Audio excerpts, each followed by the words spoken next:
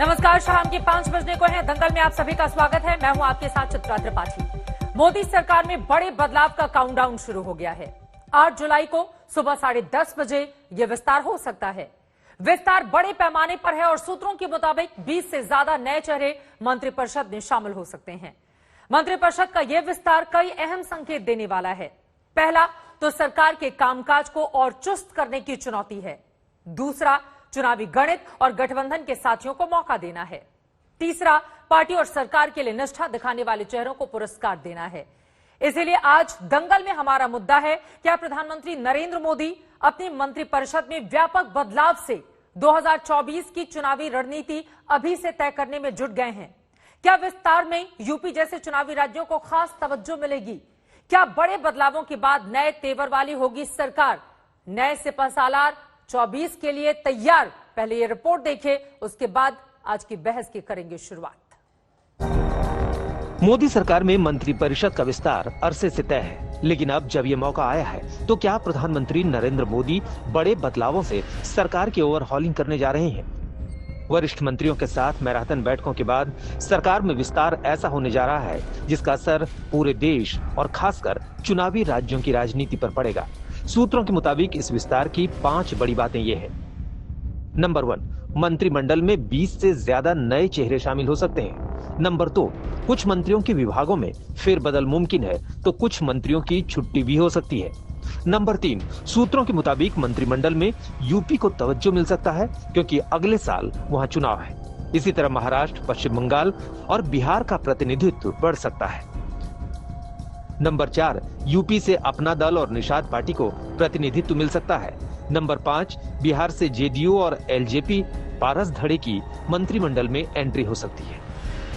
जो भी माननीय आदरणीय प्रधानमंत्री जी चाहेंगे उसी के हिसाब से जो भी होना होगा होगा। 4 मंत्री पद लेंगे, 3 लेंगे, 2 लेंगे या नहीं लेंगे? नहीं, ऐसा कुछ नहीं है। जो उनकी इच्छा होगी वो करेंगे। कौन-कौन चेहरे हो सकते हैं? आपकी इच्छा भी तो मायने चेहरा भी हम नहीं तय करेंगे। मंत्रिपरिषद में विस्तार के पीछे मकसद एक तीर से कई शिकार करना है। नंबर 1, सहयोगी दलों को सहयोग का पुरस्कार देकर गठबंधन को मजबूत किया जाए। नंबर 2, नॉन परफॉर्मिंग मंत्रियों से छुटकारा पाना। नंबर 3, नए चेहरों को लाकर सरकार के ढीले कलपुर्जों को दुरुस्त करना ताकि सरकार की छवि और मजबूत हो। नंबर 4, पार्टी के प्रति निष्ठा दिखाने वालों को पुरस्कार। नंबर 5, यूपी जैसे चुनावी राज्यों का प्रतिनिधित्व बढ़ाकर चुनावी संदेश।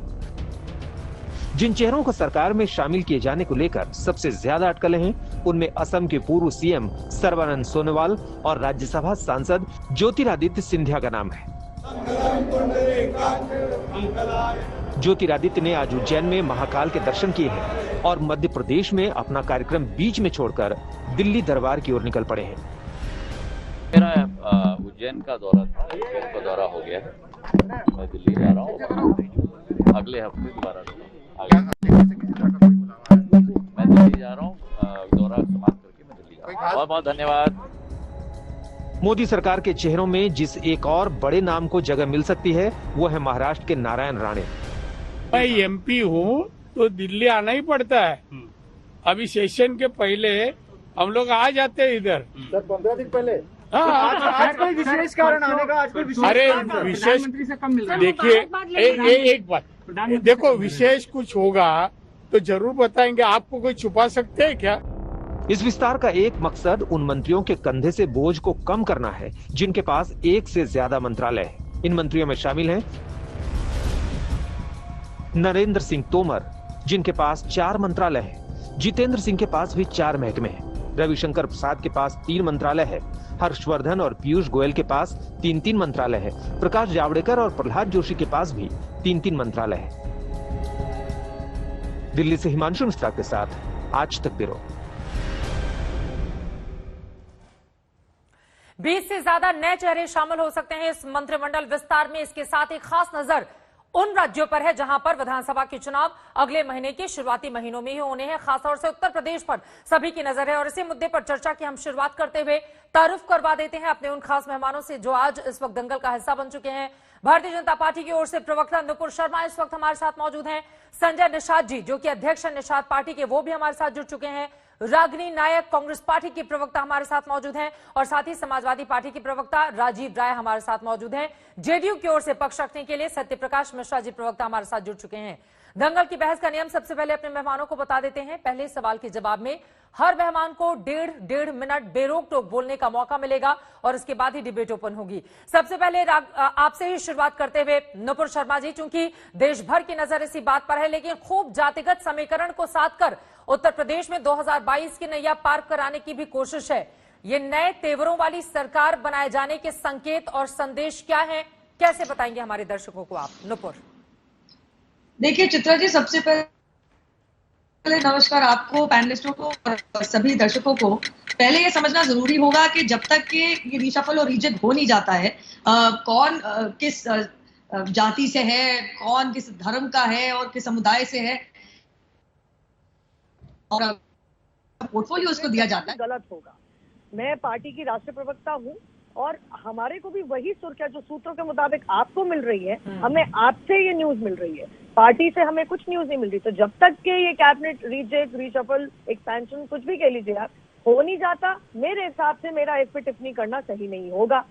दूसरी बात मैं कहना चाहती हूँ कि अभी मेरे हिसाब से 53 मिनिस्टर्स है और 81 तक की कैपेसिटी है। जैसा आप ही ने पायलट में दिखाया है कि एक एक मंत्री के पास 4 पोर्टफोलियो है, 4 जिम्मेदारियां हैं।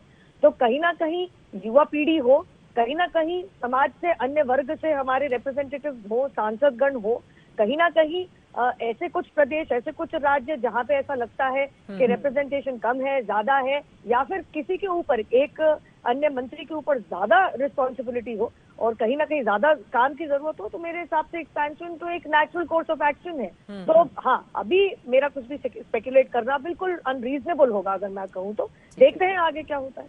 चलिए, इसी पर नजर है कि आगे क्या होता है और उन तमाम लोगों की भी नजर है कि कम से कम टीवी के जरिए संदेश और संकेत क्या मिलता है। रागिनी नायक जी, नए तेवर और नए कलेवर के साथ बीजेपी अब सामने आने जा रही है। उनके वहां तैयारी पूरी चल रही है, नए युवा चेहरों को खास तवज्जो दी जा रही है। उसमें आपके पुराने सिपहसालार ज्योतिरादित्य सिंधिया भी हैं, लेकिन इन सबके इतर उत्तर प्रदेश पर बड़ी नजर है बीजेपी की। कैसे देख रही हैं आप रागिनी? चित्रा जी, जब नीति और नियत में ही खोट हो तो सिपहसालार बेचारे क्या करेंगे? देखिए, विफलताओं का ठीकरा फोड़ने के लिए कुछ और नए सर जोड़ना चाहते हैं। बहरहाल ये उनका अंदरूनी मामला है, पर 2-3 सवाल मेरे जहन में है जो मैं आपके सामने रखती हूँ। देखिए, चरमराती हुई अर्थव्यवस्था, आसमान छूती महंगाई, अपमानित होती महिलाएं, बेरोजगारी से लाचार नौजवान, प्रताड़ित होते किसान, सरहद पे खड़े हुए हमारे सैनिक, तीसरी लहर की तैयारी। मैं समझती हूँ ये कुछ ज्वलंत मुद्दे हैं, चुनौतियां हैं जो देश के सामने मुंह बाए खड़ी हुई हैं। और इसके बावजूद आज और अगले कुछ दिन तक चर्चा का विषय रहेगा मोदी मंत्रिमंडल विस्तार। मैं इसे एक निरर्थक और बेमानी बहस समझती हूँ, वो इसलिए भी क्योंकि मुखौटे चाहे कितने भी बदल लें, आवरण कितने भी बदल लें, आडंबर कितना भी कर लें, असलियत तो छिपती नहीं ना। तो ये सरकार तो डेढ़ लोग चला रहे हैं, एक मोदी जी और आधे अमित शाह। तो इस म्यूजिकल चेयर में घुमा लीजिए जिसको घुमाना है। आप सोशल वेलफेयर मिनिस्टर को आप भेज दीजिए कर्नाटक का गवर्नर बना के, असम में सरकार ना गिर जाए ये आकांक्षा करते हुए, आकलन लगाते हुए दिल्ली ले आइए सोनोवाल जी को। पर आखिर जो एक कुर्सी और आधा स्टूल रखा है उस पर मोदी जी और अमित शाह जी को ही बैठना है। इसीलिए प्राथमिकताओं का सवाल उनसे पूछा जाएगा। आज किसानों से बात करने के लिए समय नहीं है, आज तीसरी लहर की तैयारी के लिए सर्वदलीय बैठक बुलाने के लिए समय नहीं है, पर दल बदलुओं की और अपने घटक दलों की सत्ता लोलुपता को शांत करने के लिए मंत्रिमंडल पर विस्तार करने का बहुत लंबा चौड़ा समय है। और यही मोदी जी और उनकी सरकार का असली चेहरा है। इसीलिए शक्ति संतुलन भी क्या साधा जा रहा है? नुपुर शर्मा जी, इसका जवाब दीजिएगा। 1.5 मिनट चूंकि पहले सभी मेहमानों को दिया जाता है, इस वजह से थोड़ा सा इंतजार कीजिए। संजय निषाद जी, सीधे आपके पास आते हुए फोन आ गया क्या? प्रवीण निषाद जी बनने जा रहे हैं मंत्री? संजय निषाद जी,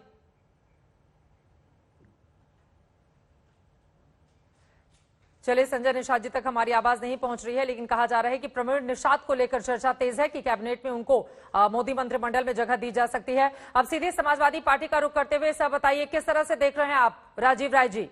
उत्तर प्रदेश पर खास नजर है इन लोगों की और जातिगत समीकरण को भी साधने की पूरी कवायद और कोशिश। एक तरफ अनुप्रिया पटेल जो पिछड़ा चेहरा है, दूसरी तरफ प्रवीण निषाद जो यकीनन पूर्वांचल में निषाद पार्टी जिसकी काफी ज्यादा पैठ है और उन्हीं के भरोसे आप लोगों ने 2018 में जीत हासिल की थी। तो यूपी में मुश्किलें कहीं है, नई कैबिनेट आप लोगों के लिए नहीं खड़ी कर दी, किस तरह से देख रहे हैं राजीव राय जी? चित्रा जी, जिसको मुश्किल नजर आ रही है वो कैबिनेट बना रहा है और प्रधानमंत्री जी का विशेषाधिकार है, जब चाहे जिसको चाहे मंत्री बनाए। लेकिन हमारी मोदी जी की जो टाइमिंग की चॉइस होती है ना, बहुत गजब होती है। आप याद करिएगा, पुलवामा जब घटना हो रहा था तो मोदी जी शूटिंग करा रहे थे। जब पूरे दुनिया में कोरोना फैल रहा था तो ट्रम्प को गले लगा रहे थे। जब सेकेंड लहर आ गई तो बंगाल में चुनाव कर रहे थे। आप उत्तर प्रदेश की बातें कर रही हैं, उत्तर प्रदेश में अभी चिखती माताएं बहनें तड़पते हुए लोग बहती हुई लाशों को देखा है, गम से उबर नहीं पाया। उत्तर प्रदेश में मैं तमाम कुछ उदाहरण दे दूं, अनुदेशक है, 2 साल पहले 18,000 रुपया उनको हाई कोर्ट ने ऑर्डर दिया तनख्वाह देने के लिए, उनकी भर्ती नहीं हो रही है। शिक्षकों की भर्ती नहीं हो रही है, BTS वालों की भर्ती नहीं हो रही है, दरोगाओं की भर्ती रुकी हुई है। लेकिन मंत्रियों की भर्ती जरूरी है क्योंकि उत्तर प्रदेश में चुनाव है। तो इस सरकार की माननीय प्रधानमंत्री जी की प्राथमिकता जो है वो जनता के लोगों से कुछ लेना देना नहीं, अपने मन के बोलना, अपने मन के करना और अपने ही सुनना। और इस सरकार में, जिस सरकार में मोदी जी मुख्यमंत्री है, जैसे बहन रागिनी बता रही थी, 1.5 लोगों वाली मुख्यमंत्री है, 1.5 है या 2 है, जो भी है, ये प्रधानमंत्री है सॉरी। इस सरकार में किसी मंत्री की कोई हैसियत है क्या? उत्तर प्रदेश के मंत्री क्षेत्र में जाने से डरते हैं कि जनता अगर कोई पूछ दे तो कोई काम नहीं करा सकते।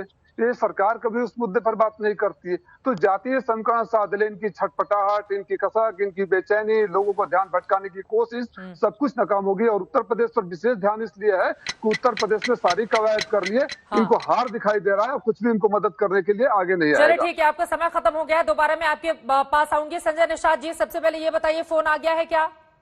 प्रवीण निषाद जी मंत्री बनने जा रहे हैं? मैं तो पार्टी का राष्ट्रीय अध्यक्ष हूँ, अपनी पार्टी खड़ा करने में गोरखपुर अपने केंद्रीय कार्यालय बैठा हूँ, अपना काम कर रहा हूँ। निषाद पार्टी का मानना है कि पॉलिटिकल पावर जो है वोटर के पास है, हम वोटरों के बीच में बैठे हुए हैं। मंत्रिमंडल का विस्तार का मामला है भारतीय जनता पार्टी का है। भारतीय जनता पार्टी एक बड़ी पार्टी है, एक राष्ट्रीय पार्टी है। उस राष्ट्रीय पार्टी में आपका जो है मुद्दा उनको हल करना है। मैं भारतीय जनता पार्टी को मैं बधाई दूंगा कि कम से कम, और देश की राजनीति को बधाई दूंगा कि उत्तर प्रदेश ऐसा प्रदेश है कि बधाई दे रहे हैं, यानी कि फोन आ गया है? नहीं, मैं तो बधाई इसलिए दे रहा हूँ कि उत्तर प्रदेश, और मुस्कुरा भी रहे हैं आप बहुत, मतलब मान ली गई है आपकी बात। मैं तो हमेशा मुस्कुराता रहता हूँ, कितना दुख है, ये निषाद राज के वंशज हैं और ये राम को पार उतारने वाले हैं। हमेशा मुस्कुराते रहते हैं, हम तो किसी भी दुख में सुख में साथ देने वाले हैं। उत्तर प्रदेश हमेशा प्रधानमंत्री देता रहा। हम उम्मीद रखेंगे प्रधानमंत्री से कि जो प्रधानमंत्री प्रदेश देता हो उस प्रदेश के लिए कम से कम विशेष होना चाहिए। और उत्तर प्रदेश ऐसा प्रदेश है जहां सत्ता की सीढ़ी दिल्ली की यहीं से जाती है। तो हम चाहेंगे कि यहाँ जितनी भी जातियां हैं, इस देश को आजाद कराने में उत्तर प्रदेश बहुत आगे रहा है। उत्तर प्रदेश का पुराना नाम जो है यूनाइटेड प्रोविंस रहा है। यहाँ हमेशा लोग यूनाइट रहे हैं और एकजुट रहे हैं। एकजुटता का परिणाम रहा है कि पूरे देश में उत्तर प्रदेश की एक गरिमा है। उत्तर प्रदेश के लोग दिल्ली में हमेशा हलचल मचाते रहे हैं। वो चाहे चलिए, आपका 1.5 मिनट शुरुआती खत्म हो गया है, लेकिन मैं दोबारा आपके पास आऊंगी। और जो सवाल मैंने पूछा था कि प्रवीण निषाद अब नए कपड़े सिला रहे हैं कि नहीं यहाँ पर मंत्रिमंडल के लिए, उसके बारे में अब जानकारी दीजिएगा हमारे दर्शकों को, और खासतौर से अब जिसकी राजनीति को लेकर आप आगे बढ़े हैं वो लोग भी सुनना चाहेंगे आपको। लेकिन सत्यप्रकाश मिश्रा जी हमारे साथ जेडीयू के प्रवक्ता भी जुड़े हुए हैं। सत्यप्रकाश जी, जेडीयू से कितने मंत्री बनने जा रहे हैं मोदी सरकार में? क्या फैसला हुआ है? कौन कौन से लोग मंत्री बनेंगे? इसके बारे में विस्तार से जानकारी दीजिए हमारे दर्शकों को, क्योंकि थोड़ी कंफ्यूजन की स्थिति है। मुख्यमंत्री से सवाल पूछा गया था लेकिन नीतीश कुमार ने गोलमोल घुमा दिया। आपके पास तो पूरी जानकारी होगी, बताइए कितने लोग शपथ लेने जा रहे हैं जेडीयू की ओर से? चित्रा त्रिपाठी जी, नीतीश जी कभी किसी चीज को गोल गोल नहीं घुमाते। उन्होंने बहुत जिम्मेदारी से कहा है कि प्रधानमंत्री का विशेषाधिकार है, ये उनको तय करना है। और कई पत्रकारों ने सवाल पूछा भी कि 3 होंगे 4 होंगे। अभी इस पर कोई कमेंट करना बहुत उचित नहीं होगा। जब माननीय मुख्यमंत्री जी ने यह कहा है तो उनके बयान को आप बहुत जिम्मेदारी से लीजिए, और वो बहुत जिम्मेदारी से बात को रखते हैं। वो कभी किसी चीज को गोल मोल नहीं घुमाते हैं। और जहां तक रागिनी जी बोल रही थी कि बहुत एक्सपेंशन हो रहा है, किसी काम का नहीं है, 1.5 लोग चलाते हैं, मैं बहुत इतिहास में जाना चाहता नहीं था, लेकिन उन्होंने विवश किया है।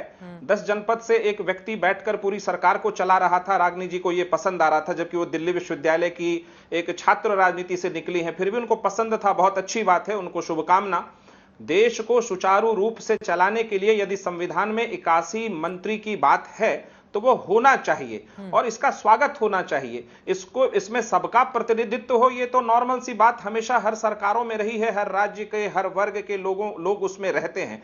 ये एक नियमित प्रक्रिया है देश को चलाने के लिए। प्रधानमंत्री के पास एक विशेषाधिकार है, वो उसका इस्तेमाल जरूर करेंगे और एक बेहतर भविष्य के लिए करेंगे, उसके प्रति हमें आश्वस्त होना चाहिए। और सरकार पूरी सफलता के साथ सभी कार्यों को अभी भी निष्पादित कर रही है, लेकिन अगर कुछ और मंत्री उसमें शामिल होंगे तो सरकार के निष्पादन का जो तौर तरीका और कार्य का तरीका है वो और उसमें धार पैदा होगी। जो मोदी सरकार एनडीए की सरकार चल रही है उसमें एक नई धार पैदा जेडीयू हो, के कुल एक कितने नई चेहरे गति शामिल होने के लिए उसमें जा रहे हैं, इसके बारे में आप बता देते हैं। रागिनी नायक पर चूंकि आपने सवाल खड़े किए हैं, रागिनी आप जवाब दीजिए, उसके बाद नुपुर शर्मा मैं फौरन आपके पास आ रही हूँ। रागिनी नायक जी, वो कह रहे हैं 10 जनपद से जब सब कुछ चलता था तो आपको उस समय ख्याल नहीं था, आज आपको 1.5 प्रधानमंत्री दिखाई देते हैं केंद्र में। देखिए 7 साल से तो 10 जनपद का कोई व्यक्ति नहीं है जो कि सत्ता चला रहा है।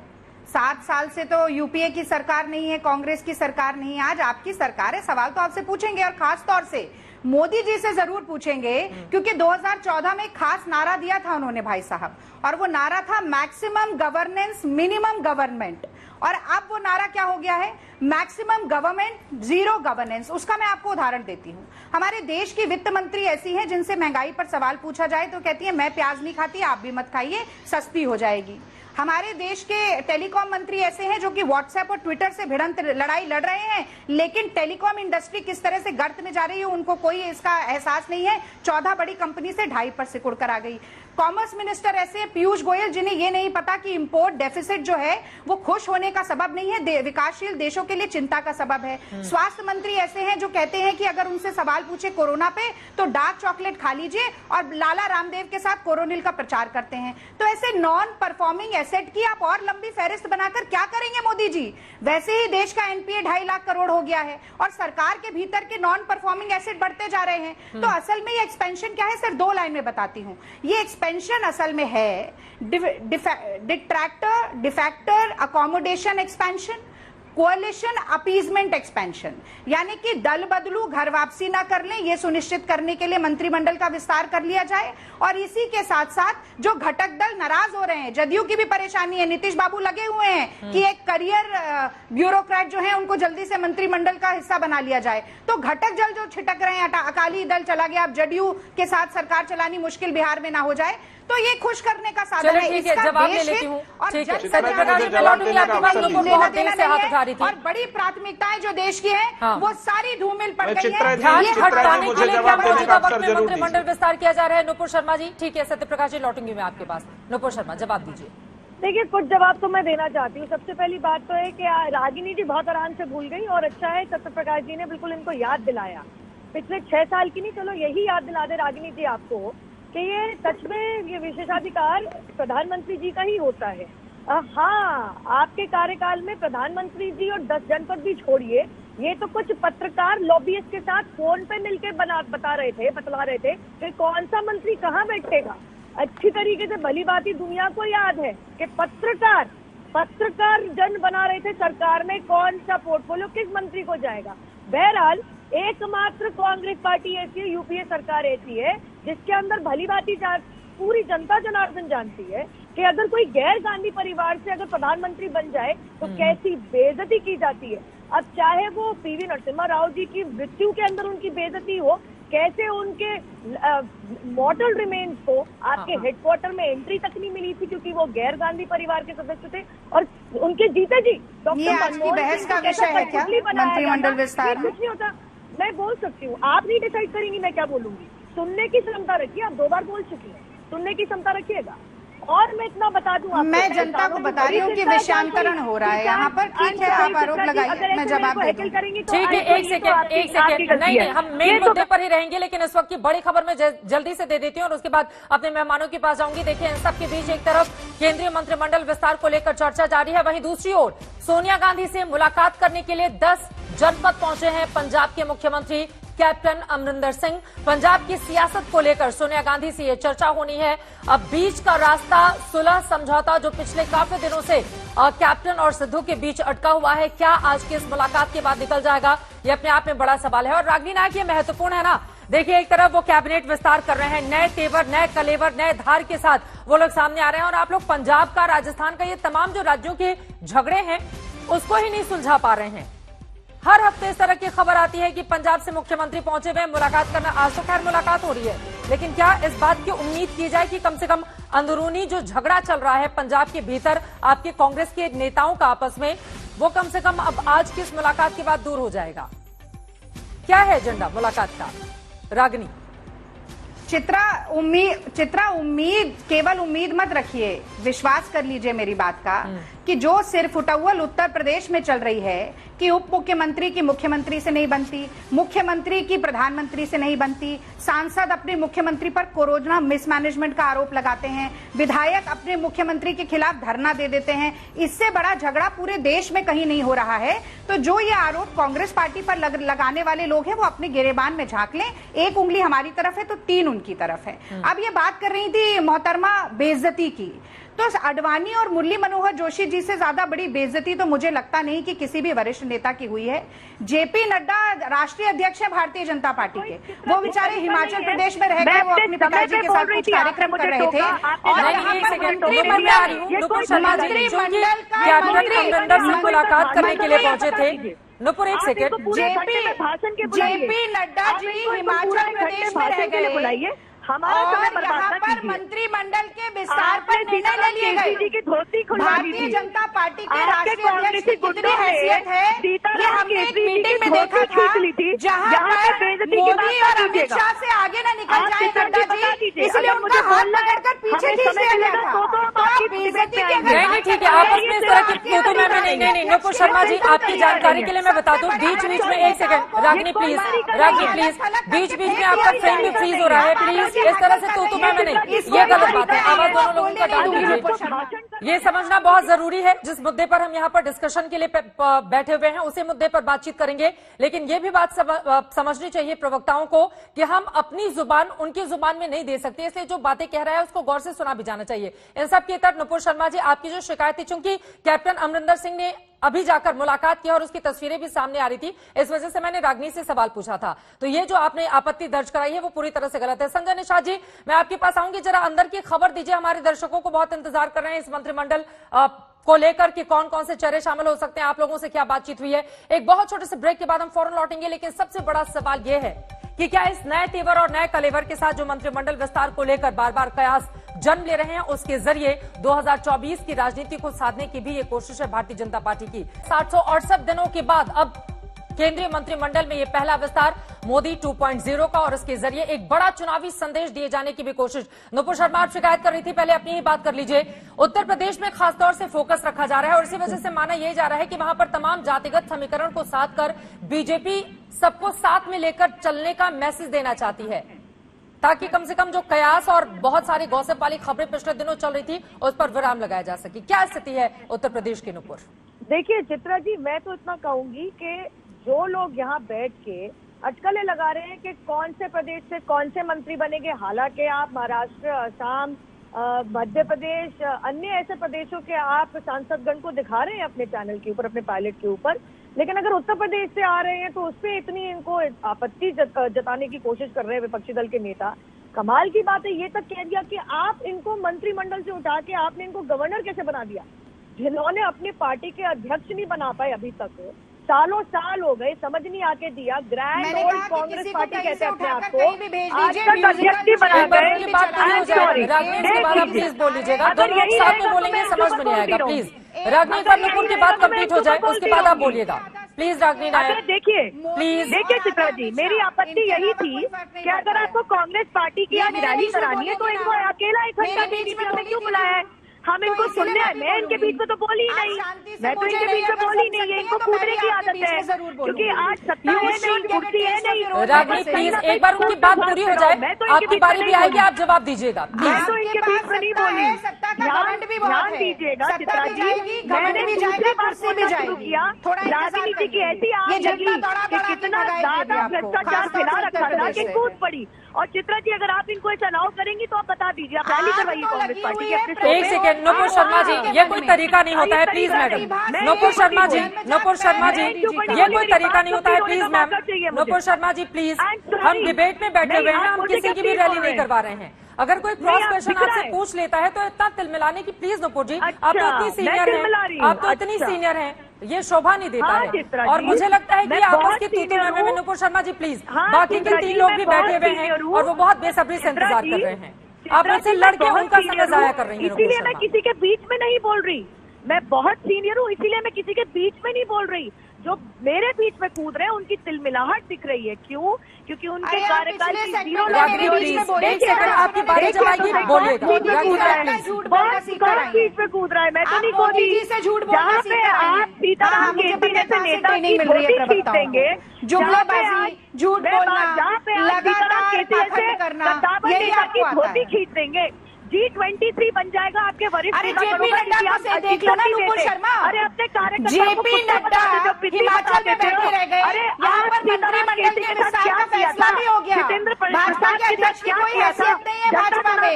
एक मीटिंग में जाते हुए जेपी नड्डा का हाथ पकड़कर खींचकर बाहर फेंक देते हैं। अमित शाह जी, हिमाचल में जो चुनाव आने वाला है, हिमाचल के लोग देख नहीं रहे हैं कि जेपी नड्डा की कैसी बेइज्जती हो रही है। आज आपकी सरकार में सवाल आपसे ठीक है, हो गई, में से बाहर निकलते हैं। अभी तो कैबिनेट विस्तार को लेकर हम बातचीत कर रहे हैं ना। ठीक है, ठीक है, प्लीज नुपुर शर्मा जी आपको भी और रागिनी आपको भी रोकते हुए। संजय निषाद जी, संजय निषाद जी, आप मुस्कुरा रहे हैं बहुत देर से। सर बताइए ना क्या जानकारी मिली है, मतलब आप खुश लग रहे हैं, इसका मतलब सब कुछ ठीक ठाक है। खोल के बताइए ना कि कौन सा मंत्रिमंडल विस्तार में कौन सी जगह दी जा रही है, कब जा रहे हैं। अब दर्शक इंतजार कर रहे हैं ना आपसे बड़ी खबर का। चित्रा जी, मेरे को political guard father of fisherman की जो उपाधि मिली है, 70 साल में पहली बार है कि निषादों की मछुआरों के मुद्दे को प्रधानमंत्री, राष्ट्रीय अध्यक्ष और गृह मंत्री के सामने रखने का अवसर मिला है। ये पिछली सरकारों ने तो इस जो देश को आजाद कराने वाले जो भी 578 जातियां थी, ये इनको तो खत्म कर दिया था। देश उन्होंने आजाद कराया, संविधान उन्होंने बनाया। मैं सवाल क्या पूछ रही हूँ, आप कहाँ जा रहे हैं? मैं वहीं जा रहा हूँ। आपने हाल ही में गृह मंत्री से भी मुलाकात की थी अपने बेटे के साथ, तो बताइए ना कि क्या मिला है आप लोगों को। निश्चित रूप से अगर हमारे मुद्दे को अगर हम पार्टी के सामने राष्ट्रीय मुद्दे रख रहा हूँ, तो अगर विशेषाधिकार है भारतीय जनता जो आपके निषाद समाज के लोग हैं वो आपको सुनना चाह रहे हैं कि क्या मिला, तो बताइए ना कि क्या मिला आपको। अभी समय आने पर निश्चित रूप से मिलेगा, सम्मान मिल रहा है। खुशखबरी है आप लोगों के लिए दिल्ली से। तो हमारे मुद्दे तो मोदी और योगी हल कर सकते हैं ना, कोई और नेता तो नहीं कर सकता। लेकिन वहाँ मेरे को वकील चाहिए, तो निषाद पार्टी का हमें पूरा उम्मीद है और विश्वास है कि एक वकील जरूर इस मंत्रिमंडल में होगा। मैं आगे उम्मीद रखता हूँ। मतलब आप बड़ी खबर दे रहे हैं। मैं अपने दर्शकों को बता दूं कि प्रवीण निषाद मोदी मंत्रिमंडल में मंत्री बनने जा रहे हैं। मैं कह रहा हूं कि आज के दिन में उनका विशेषाधिकार है, लगेगा कि नहीं निषाद पार्टी और निषाद समाज का एक वकील रहेगा, तो ये जो आज के दिन में बेईमान अधिकारी जो है प्रदेश में तांडव मचाए हुए, पिछली सरकारों ने उन्हें छूट दे रखा था लूट-फूट का, वही आदत आज के दिन में है। बाकी जेडीयू के नेता भी इंतजार कर रहे हैं। सर आप गोलमोल घुमा दे रहे हैं ना, अब आप बार बार रामायण का जिक्र करते हैं, कहते हैं कि केवट भगवान राम की नैया पार लगाए थे, तो आप बताइए ना कि बीजेपी की नैया 2022 में पार लगाने की जिम्मेदारी आपको दे दी गई है। खोल के बताइए ना कि हम बनने जा रहे हैं कि नहीं बनने जा रहे हैं, हाँ या ना। उसके बाद मैं बाकी मेहमानों के पास जाऊँ। मैं तो सहयोगी दल हूँ, अगर सहयोग लेना है भारतीय जनता पार्टी को निश्चित रूप से उन्हें देना पड़ेगा। वादा उन्होंने किया तो पूरा उन्हें करना है। हम लोग तो मांगने ना, मैं मांगने वाला नहीं हूँ, बल्कि हम लोग तो देने वाले हैं। श्री राम को हम लोगों ने लंका पर विजय प्राप्त करने के लिए सेना दी थी। सेना तो हमारे पास है, भारतीय जनता पार्टी को सेना का उपयोग करना होगा, क्योंकि मोदी और योगी को ही करना है, उनके अलावा कोई कर भी नहीं सकता है। इसलिए उनको छोड़कर कहाँ निषाद समझ जाएगा। 70 साल से सबके पास तो घूमते घूमते इनके पास आया। हमें पूरा उम्मीद है कि मोदी जी के मंत्री। अरे एक लाइन में आपको बताना है संजय निषाद जी, आप पूरा का पूरा रामायण सब कुछ महाभारत सब पढ़ा दे रहे हैं। एक लाइन में बताना है कि मंत्री बन रहे हैं नहीं बन रहे हैं, फिर मैं बाकी मेहमानों के पास जाऊँ। मैं कह रहा हूँ मंत्री बनने का और न बनने का ऊपर वो भारतीय जनता के पार्टी के ऊपर है। हम लोग पार्टी के राष्ट्रीय अध्यक्ष हैं, हम पार्टी खड़ा करने के लिए 160 सीट तैयार कर रहे हैं। हम अपने मित्र दल को मतलब संदेश दे के चले आए हैं कि कैसे उत्तर प्रदेश में निषाद समाज इंतजार कर रहा है। इस तरीके से निषाद समाज को जो वादा किया था उसे पूरा नहीं हुआ। इंतजार की घड़ियां खत्म होने वाली हैं इस बार। वो तो समय आएगा। अब आप लोगों को पहले सूचना मिलती है। हम लोग तो बहुत दूर है, दिल्ली बहुत दूर है, उत्तर प्रदेश में गोरखपुर में बैठा हूँ केंद्रीय कार्यालय पर, क्योंकि पूर्वांचल में बहुत ज्यादा नदियां हैं, बहुत ज्यादा झीलें, निषाद सबसे ज्यादा परेशान है। आपसे ज्यादा कोई नहीं जानता होगा किस तरीके से यहाँ के लोग जी रहे हैं। 70 साल से पिछली सरकारों ने इनके साथ कितनी नाइंसाफी की है, कितना अन्याय किया है, कि इनके आरक्षण को तोड़ मरोड़ रागिनी भी मुस्कुरा रही है, अनुभव भी कुछ कहना चाहती हैं, लेकिन बाकी के दोनों मेहमानों के पास जाते हुए, चूंकि बहुत सारी बातें राजनीति में मुंह से नहीं कही जाती हैं, लेकिन जो मुस्कुराहट होती है और जो बॉडी लैंग्वेज होती है, यानी कि आत्मविश्वास, वो बयां कर देती है। तो निषाद पार्टी के अध्यक्ष आज काफी संतुष्ट बैठे हुए हैं संजय निषाद। इसके जरिए माना जा सकता है कि कम से कम आपकी बात मान ली गई है। बाकी मेहमानों का रुख करते हुए सत्यप्रकाश मिश्रा जी, अगर मेरी आवाज आप तक पहुंच पा रही हो, चूंकि अपने सहयोगियों को भी साधने की कोशिश बीजेपी की ओर से लगातार की जा रही है, जेडीयू की ओर से आप लोगों ने 4 से 5 लोगों की डिमांड रखी है। कहा जा रहा है कि 1 से 2 चेहरों को ही मंत्री बनाया जा सकता है। इस बारे में पुख्ता जानकारी दीजिए, क्योंकि बिहार के भी तमाम दर्शक इस वक्त जुड़े हुए हैं। लगातार वो मुझसे सोशल मीडिया पे सवाल भी पूछ रहे हैं कि क्या है जेडीयू की स्थिति इस वक्त। चित्रा जी, आपका प्रश्न पूरी तरह से मुझ पर नहीं आ पाया, कुछ आवाज कट रहा है। फिर भी मैं जितना समझ पाया हूं कि शायद आप फिर से ये जानना चाहती हैं कि आखिर कौन लोग मंत्री बनने जा रहे हैं। बिल्कुल। नीतीश कुमार जी ने जो बात कही है उस बात पर हमें रुकना चाहिए और उस बात को अभी तत्काल मान लेना चाहिए। राजनीति में कभी परिदृश्य बदलता है, कभी परिदृश्य अनुकूल और प्रतिकूल होता है। प्रधानमंत्री महोदय का विशेषाधिकार है, वो अपने विशेषाधिकार का वो जरूर अच्छा इस्तेमाल करके एक बेहतर मंत्रिपरिषद का जरूर विस्तार करेंगे और इंतजार करना चाहिए। शपथ लेने के समय जब जो जानकारी सामने आती है वो जानकारी पुख्ता होती है। मीडिया में और देश में जरूर इसकी कौतूहलता होती है कि आखिर कौन मंत्री बनते हैं, और मीडिया को भी बहुत नामों की चर्चा मीडिया ने की है, तो मीडिया को भी कहीं ना कहीं कुछ इशारा जरूर है। लेकिन एक बात मैं और इसमें जोड़ना चाहूंगा कि नुपुर शर्मा जी और जो रागिनी नायक जी आपस में थोड़ी छात्र राजनीति से दोनों दिल्ली विश्वविद्यालय से आई हैं। एक बात पर हमें सहमत होना पड़ेगा राजनीति में कि कभी किसी प्रधानमंत्री के मंत्री परिषद का विस्तार हो तो उसका ऐसा मजाक न उड़ाया जाए कि विपक्ष की भूमिका एकदम छीन मात्र की हो जाए। रागिनी नायक अभी विपक्ष की भूमिका में है, विपक्ष की पार्टी की प्रवक्ता है, और नुपुर शर्मा जी ने जो अपनी बात कही, दमदार तरीके से कही कि प्रधानमंत्री महोदय ने पिछले 5 सालों में और जो 7 सालों की सरकार चल रही है उसका जो पूरा चेहरा है एनडीए का, उसमें जो नीतिगत फैसले हुए हैं वो सामूहिक रूप से हुए हैं, वो ठोस फैसले हैं। वो उस तरह के फैसले नहीं है कि राष्ट्रपति प्रणब मुखर्जी बनेंगे कि अहमद पटेल साइन करेंगे तो बनेंगे, अहमद पटेल जिसको चाहेंगे मंत्री बना देंगे, 10 जनपद जिसको चाहेगा हटा देगा। तो मनमोहन सिंह के निर्णय की क्षमता मोदी के नहीं। 1 मिनट रुक जाइए, मैं ये जोड़ना चाहता हूं कि अभी वर्तमान परिदृश्य में कम से कम इतना जरूर होना चाहिए कि देश यदि कोई मंत्री परिषद का विस्तार हो रहा है तो उसका स्वागत करना चाहिए। उसके स्वागत में उनको दिक्कत किस बात से है?